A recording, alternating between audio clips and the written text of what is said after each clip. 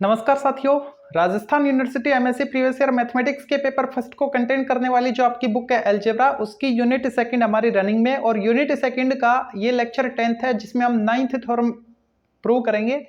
और ये जो थ्योरम है इसको स्टार्ट करने से पहले जो आपको दो डेफिनेशन है उन पे फोकस करना है। रैंक क्या होती है एलटी की, और नलिटी क्या होती है, नलिटी क्या होती है एलटी की। ठीक है, तो डेफिनेशन देखते हैं। Let V and V dash be vector space over F and T from V to V dash be a LT, then kernel T is a subspace of V। Kernel T की बात हो रही है, तो colonel T में element कहां से होते हैं, V से होते हैं। ठीक है, और सारे एलिमेंट नहीं होते, वो ही एलिमेंट आते हैं जिनके हम इमेज निकाले तो अगले वाले का आइडेंटिटी आए। इसका मतलब जो कर्नल T है वो इसका सबस्पेस बनेगा, ये यहाँ पे इसने लिख रखा है। कर्नल T V का सबस्पेस है और इस कर्नल T को हम नल स्पेस बोलते हैं, इसका दूसरा नाम नल स्पेस है। ठीक है, and dimension of kernel T की जो डायमेंशन है उसको हम बोलेंगे nullity of linear transformation LT। ठीक है, कर्नल T की डायमेंशन जो आएगी उसको हम क्या बोलेंगे, नल्टी ऑफ LT। जैसे कि मान लेते हैं V जो है उसकी डायमेंशन n है और जो कर्नल जो है कर्नल T उसकी डायमेंशन को मैंने लेट कर लिया कि r है। तो अब इन दोनों में रिलेशन क्या आएगा, कर्नल T तो V का सबस्पेस होता है ना। ओके, और डायमेंशन का मतलब क्या है, डायमेंशन V की डायमेंशन, इसका मतलब है कि इसकी जो बेसिस है उसमें n एलिमेंट होंगे और कर्नल T की जो बेसिस बनेगी उसमें r एलिमेंट होंगे। और ये हमको पता है कि जो कर्नल T है वो V का सबस्पेस होता है। इसका मतलब जो r है वो या तो n के बराबर होगा या n से कम होगा, n से बड़ा नहीं हो सकता। n के बराबर कब हो सकता है, जब इसके सभी एलिमेंट की इमेज अगले वाले का आइडेंटिटी और सारे एलिमेंट हो सकते हैं, उससे ज्यादा तो हो नहीं सकते। तो ये आपको ध्यान रखना है, जो कर्नल T की डायमेंशन है, कर्नल T की डायमेंशन है वो V की डायमेंशन के बराबर या उससे कम आएगी। ठीक है, अच्छा तो नल्टी तो आपको पता लग गया, नल्टी ऑफ LT क्या होता है, जो कर्नल T है उसकी डायमेंशन जो आएगी उसको हम क्या बोलेंगे, nullity of LT। Okay, and image T, अब इमेज T क्या होता है, इमेज T मतलब इमेज सेट, जो डोमेन है इसमें जो भी एलिमेंट है उनकी जब हम इमेज निकाल लेना तो वो जो इमेज सेट आएगा किसमें, V डैश में आएगा। ठीक है, तो इसका मतलब जो इमेज T है वो V डैश का सबसेट होता है। Okay, image T is a subspace of V dash is known as image space. इसको हम क्या बोलेंगे, इमेज सेट को इमेज स्पेस बोलेंगे। ठीक है, और इमेज T की जो डायमेंशन आएगी उसको हम बोलेंगे रैंक ऑफ LT। तो ये दो चीज आपको याद रखनी है, क्या, कर्नल T की जो डायमेंशन है उसको तो हम बोलेंगे नल्टी ऑफ LT, और इमेज T की जो डायमेंशन है उसको हम क्या बोलेंगे, रैंक ऑफ T। ठीक है, वो जो T मैपिंग है या फिर LT बोलो आप, इसको एक ही बात है। तो इन दो पे आपको फोकस करना है, कर्नल T की डायमेंशन को नल्टी बोलेंगे T की, और इमेज T की जो डायमेंशन है उसको क्या बोलेंगे, रैंक बोलेंगे T की। ठीक है, अब इस पर बेस्ड जो थ्योरम है, और वो जो थ्योरम है वो स्टेट एंड प्रूव करके आ सकती है नेम वाइज। ठीक है, सेल्वेस्टर थ्योरम, तो ये सेल्वेस्टर थ्योरम है, इसको प्रूव करेंगे और इसकी जो कोरोलरी है इसको भी प्रूव करेंगे। तो पहले मैं इसको रफ करता हूं फिर उसकी स्टेटमेंट लिखता हूं। अब देखते हैं 9th थ्योरम को स्टेट एंड प्रूव करके आ सकती है, स्टेट एंड प्रूव सेल्वेस्टर थ्योरम। तो इसका जो मैथमेटिकल स्टेटमेंट है वो भी आपको आना चाहिए। क्या कह रहा है, let V and V dash be two vector space, और जो T है कहां से कहां तक, T from V to V dash, वो आपको LT रखिए, तब आपको प्रूव करना है क्या, जो डोमेन है उसकी डायमेंशन इक्वल आनी चाहिए, किसकी इक्वल आनी चाहिए, जो इमेज T है उसकी डायमेंशन प्लस नल्टी T, मतलब जो कर्नल T है उसकी डायमेंशन, यानी कर्नल T की डायमेंशन प्लस इमेज T की डायमेंशन का जो समेशन है, दोनों का जो समेशन है डायमेंशन का, वो किसके इक्वल आना चाहिए, डायमेंशन ऑफ डोमेन यानी V की डायमेंशन के इक्वल आना चाहिए। ओके, तो V की डायमेंशन को मैं n लेट कर लेता हूं। ठीक है, तो कर्नल यहां क्या छुपा हुआ है, कर्नल T। ओके, तो कर्नल T की जो डायमेंशन है वो क्या आएगी, n या उससे कम होगी ना। सपोज मैं r लेट कर लेता हूं, क्योंकि ये आपको पता है कि जो कर्नल T होता है ना वो V का सब स्पेस होता है। ठीक है, तो ये मैं लेट कर लेता हूं, let dimension of V equal n dimension of kernel T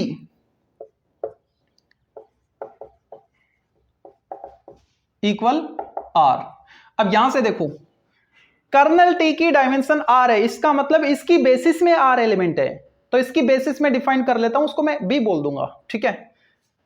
and let B equal कितने एलिमेंट आएंगे, आर एलिमेंट आएंगे। क्यों? क्योंकि डायमेंशन क्या है कर्नल टी की, आर है, इसका मतलब ये कि इसकी बेसिस में आर एलिमेंट है। सपोज B1 है, B2 है, कहां तक, आर तक, बी आर, ठीक है।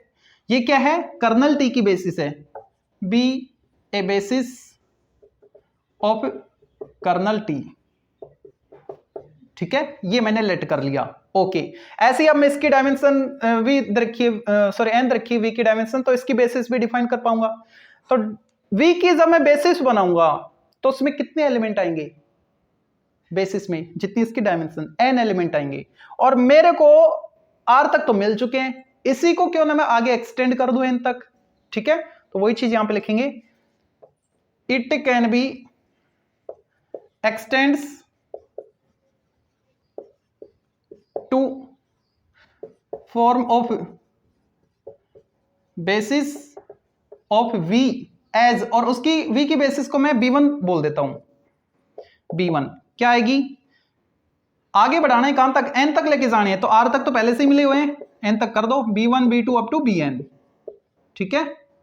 तो मैंने दो बेसिस डिफाइन कर ली है, एक तो कर्नल टी की जिसको मैंने बी से डिनोट किया है, एक वी की जिसको मैंने B1 से डिनोट किया है। अच्छा, अब देखो यहां पे एक बार इसको समझो, वी की डायमेंशन n यानी यहां पे स्मॉल n है, और यहां पे क्या है, डायमेंशन ऑफ कर्नल टी यानी r है, ये इधर आएगा तो माइनस, तो रैंक ऑफ टी किसके इक्वल आई, n minus R, rank of T यानी डायमेंशन ऑफ इमेज टी, तो इमेज टी की डायमेंशन क्या आनी चाहिए, n minus R, image T की डायमेंशन n माइनस आर, इसका मतलब उसकी बेसिस में n माइनस आर एलिमेंट होने चाहिए, ठीक है।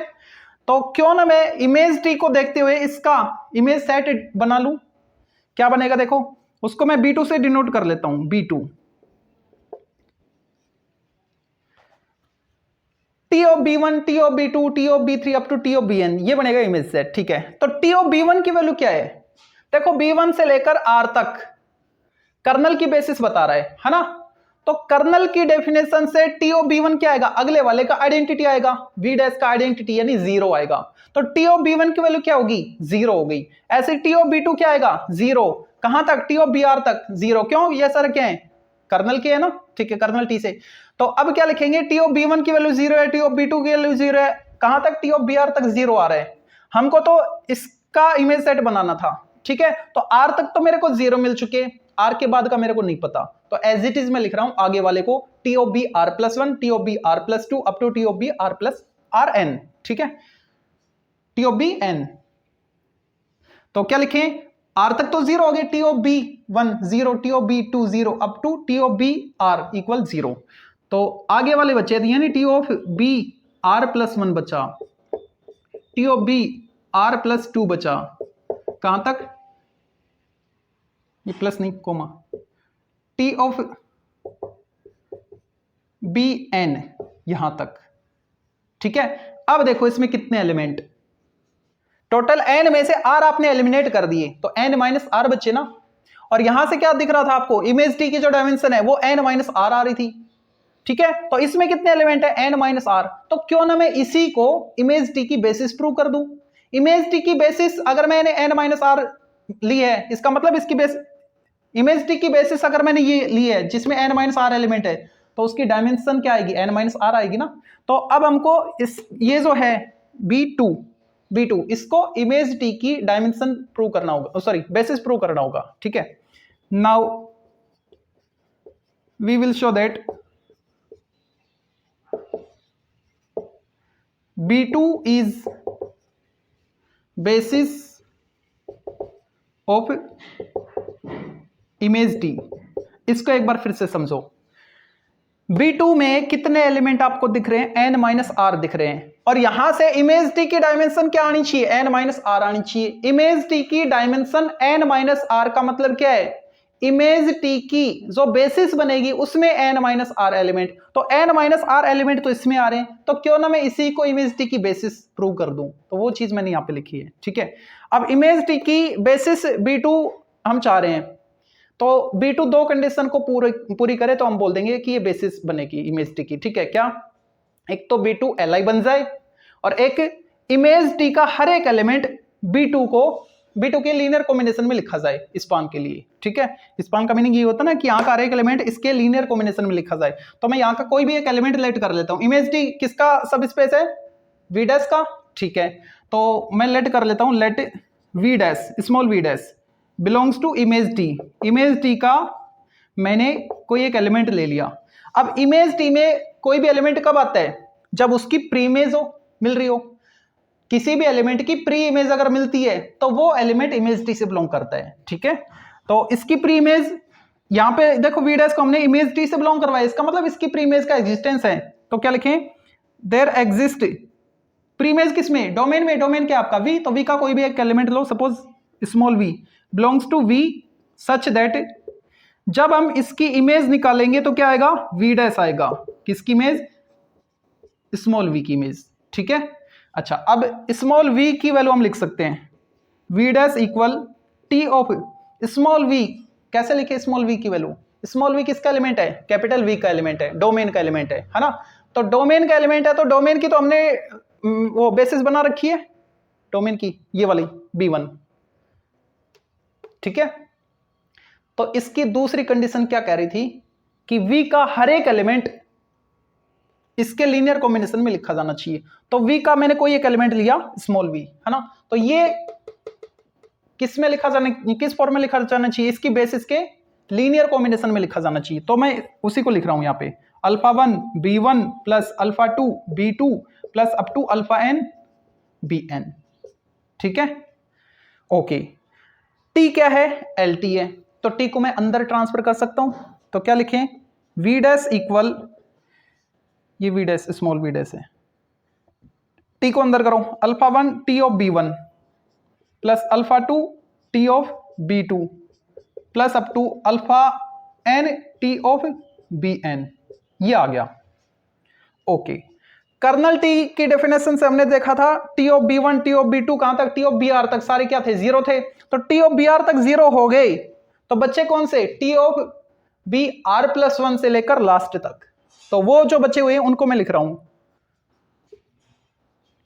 V डैश इक्वल R तक तो जीरो हो गए ना, तो alpha R plus 1 T of B R plus 1 plus alpha R plus 2 T of B R plus 2।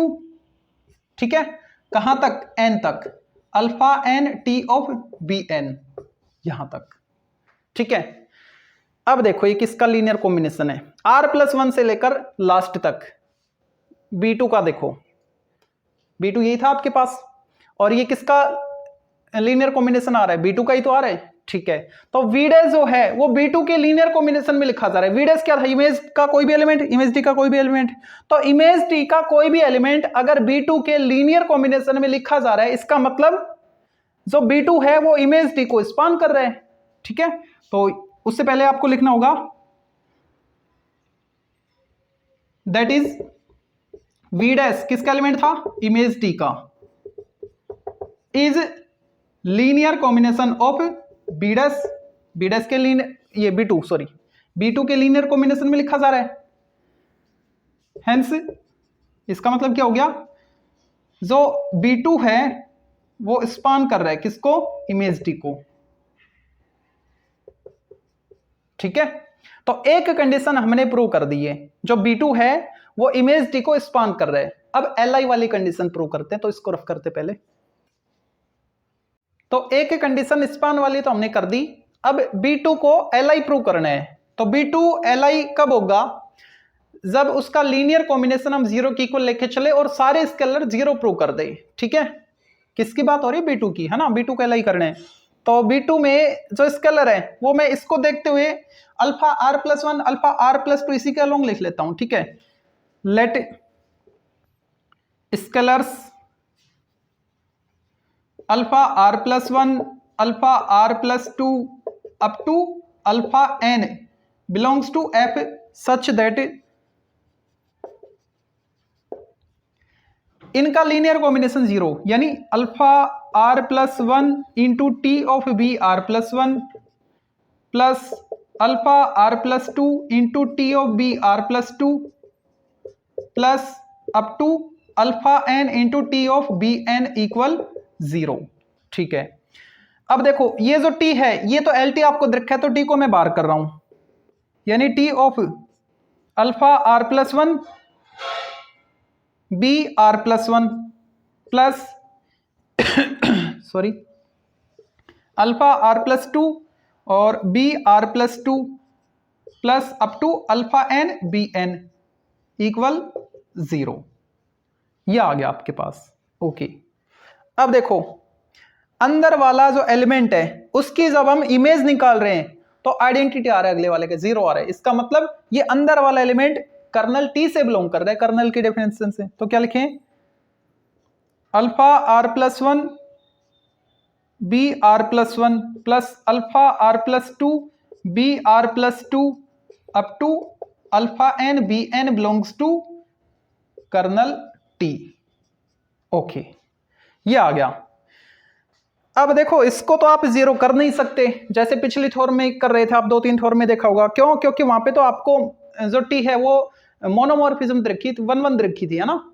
तो इफ एंड ओनली की वजह से जो थ्योरम आपने प्रूव की थी वहां से इसको 0 कर दिया था, लेकिन इसको यहां पे 0 नहीं करेंगे। तो अब क्या करना होगा वो समझो। ये कर्नल टी का एलिमेंट है ना। ओके, और जो बी है वो कर्नल टी की क्या है, बेसिस है। तो इसकी सेकंड कंडीशन स्पान वाली क्या कहती है कि कर्नल टी का हर एक एलिमेंट इसको, मतलब इसकी बेसिस के लीनियर कॉम्बिनेशन में लिखा जाना चाहिए। ठीक है, तो कर्नल टी का हर एक एलिमेंट इसकी ये जो बेसिस है इसके लीनियर कॉम्बिनेशन में लिखा जाना चाहिए। तो ये क्या है, ये वाला कर्नल टी का ही तो एलिमेंट है। तो कर्नल टी का ये जो एलिमेंट है ये किस फॉर्म में लिखा जाना चाहिए, इसकी बेसिस के लीनियर कॉम्बिनेशन में लिखा जाना चाहिए, है ना। अभी तक हम क्या कर रहे थे, अभी तो यहां पे जो भी हम एलिमेंट ले रहे थे एक सिंगल एलिमेंट लेते थे, सपोज v।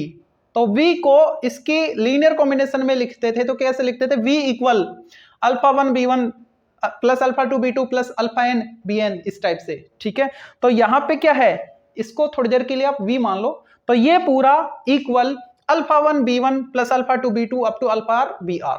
ठीक है, तो अब यहां पे लिख रहे हैं ये वाला alpha R plus 1 B R plus 1 plus alpha R plus 2 B R plus 2 plus up to alpha n B n equal alpha 1 b1 plus alpha 2 b2 plus up to alpha R है, alpha R B R. क्यों, reason बता दो।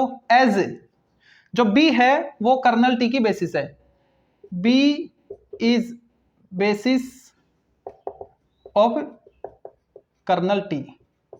फिर से समझो इसको, colonel T का element है ये वाला कर्नल टी का एलिमेंट है। बी कर्नल टी की क्या है, बेसिस है। तो बी अगर कर्नल टी की बेसिस है तो दो कंडीशन फुलफिल करके आई है, एक तो ये एल आई है, ठीक है, और एक कर्नल टी का हर एक एलिमेंट इसके लीनियर कॉम्बिनेशन में लिखा जाएगा। तो कर्नल टी का ही तो एलिमेंट है ये, तो ये एलिमेंट भी इसके लीनियर कॉम्बिनेशन में लिखा जाना चाहिए, वो मैंने यहां पे लिख दिया। ठीक है, अब लेफ्ट वाले को राइट वाले में ले आओ, तो इधर 0 बचेगा, तो मैं राइट साइड 0 कर दूंगा, तो क्या बचेगा मेरे पास, क्या मिलेगा, alpha 1 b1 plus alpha 2 b2, इस टाइप से। कहां तक, ये तो r तक है, और इसके बाद इधर आएंगे तो माइनस के हो जाएंगे, तो ये हो जाएगा प्लस एंड सो ऑन, ये नेगेटिव हो जाएगा alpha r plus 1 B R plus 1। ठीक है, प्लस इसके बाद वाला नेगेटिव हो गया alpha r plus 2 B R plus 2।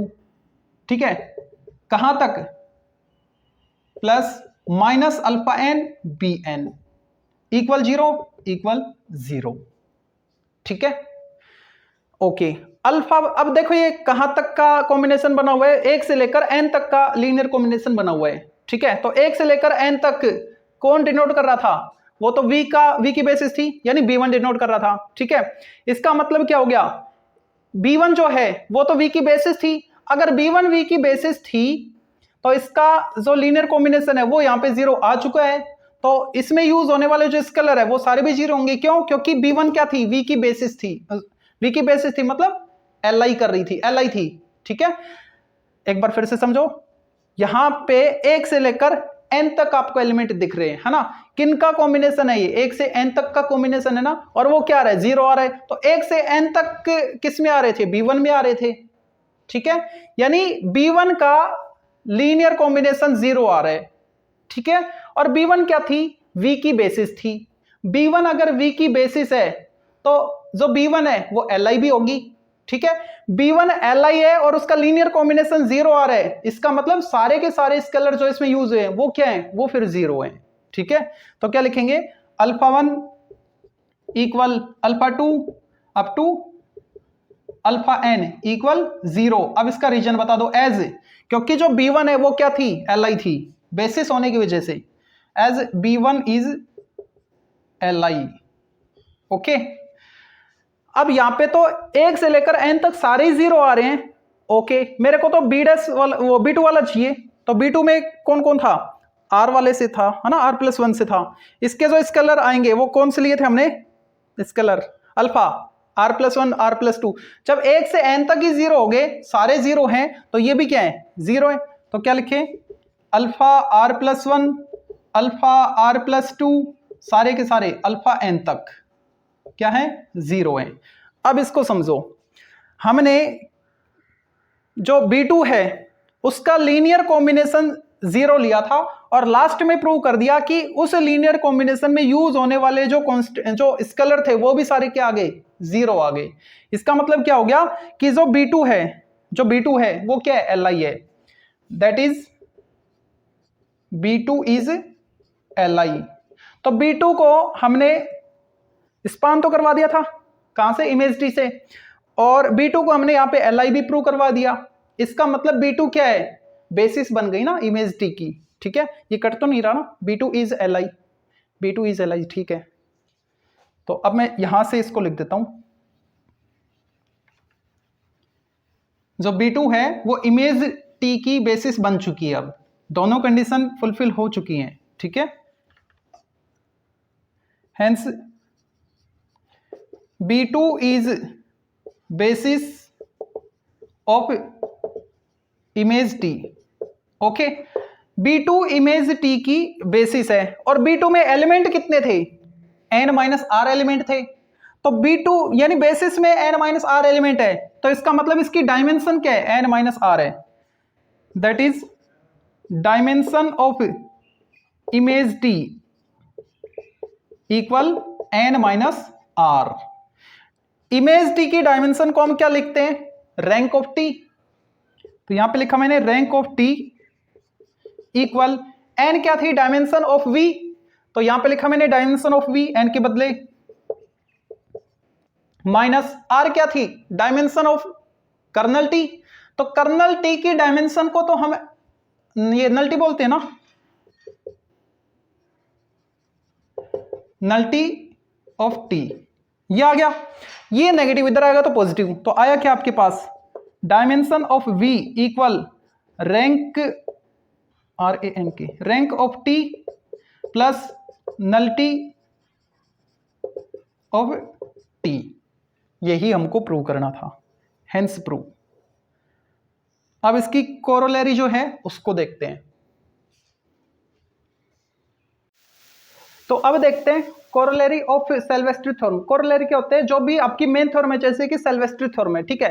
तो इससे कनेक्टेड कुछ रिजल्ट और होते हैं जो कि आपसे प्रूव करने के लिए पूछे जा सकते हैं, ठीक है। तो ये जो स्टेटमेंट है ये आपको ध्यान रखनी है। अगर सेल्वेस्ट्री थ्योरम एग्जाम में आती है तो जो अभी हमने प्रूव किया था वहां तक करना है, और अगर ये स्टेटमेंट लिखी आती है तो आप पहले सेल्वेस्ट्री थ्योरम को प्रूव करोगे और उसके बाद थोड़ा सा पोर्शन और जो हम अब यहां पे प्रूव करेंगे, ठीक है।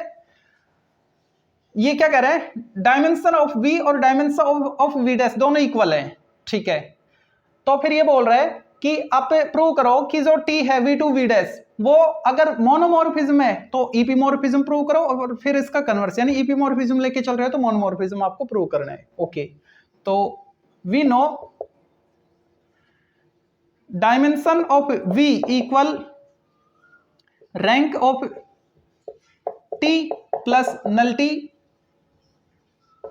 ऑफ टी, ये हम प्रूव कर चुके हैं, है ना। तो यहां पे मैंने लिख दिया प्रूफ, प्रूव कर चुके हम। ओके, अगर ये स्टेटमेंट लिखी आती है तो आपको ये डायरेक्ट नहीं लिखना है, इसको आप पहले प्रूव करोगे, यानी सेल्वेस्ट्री थ्योरम को प्रूव करोगे, उसके बाद आगे का प्रोसेस आपको करना है।